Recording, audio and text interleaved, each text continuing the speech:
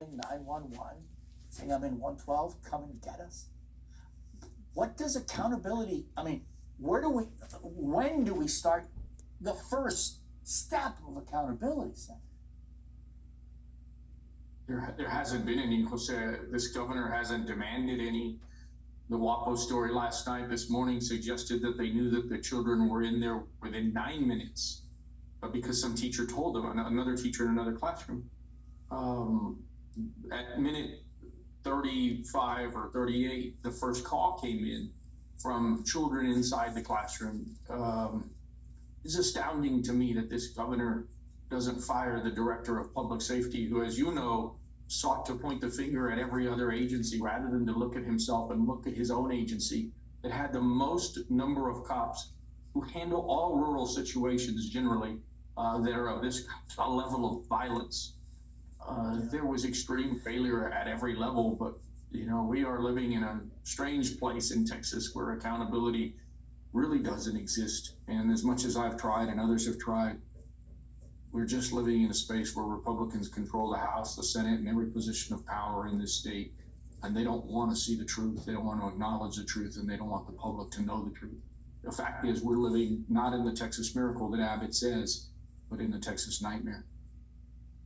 Senator, a lot of as I think back a lot, the conversations, the private conversations that will always remain private between you and me on the 25th, the 26th, but some of the things that, we have yet to hear about was what transpired in those 77 minutes in those two classrooms, and what are some of the things that you, Senator, will always keep etched upon your soul and as a burden on your heart from what you learned from those parents, from the people who shared stuff with you?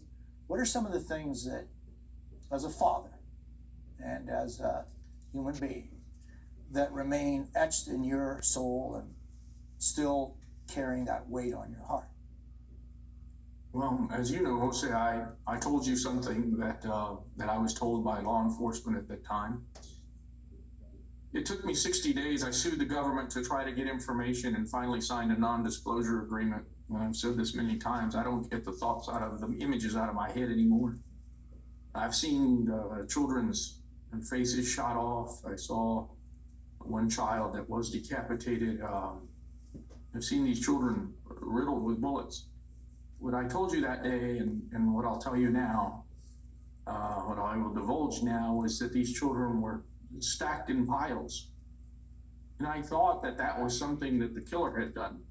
But indeed, there was 2 piles in one room, another pile in another. The teachers shielding their children as best they could, all of them shot dead.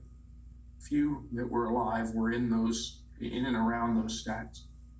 And they were piled not because the killer had done this, they were piled together because, sadly, this is what we train children to do when there's a mass shooting situation. We train them to turn the lights off and lock the doors and close the curtains or the blinds and to huddle together. And we saw a little girl the other day on another documentary, and she showed how that shooter just swept his gun across a stack of children, shooting them all dead. The horror that I've seen is worse than any horror movie you could ever imagine. It is worse than anything that I think that anybody could ever imagine. I go to bed to those images and I wake up to them. They'll probably follow me for the rest of my life. This moment changed my life forever. And I'll be talking about this forever. Be advocating as much as I can, as long as I can.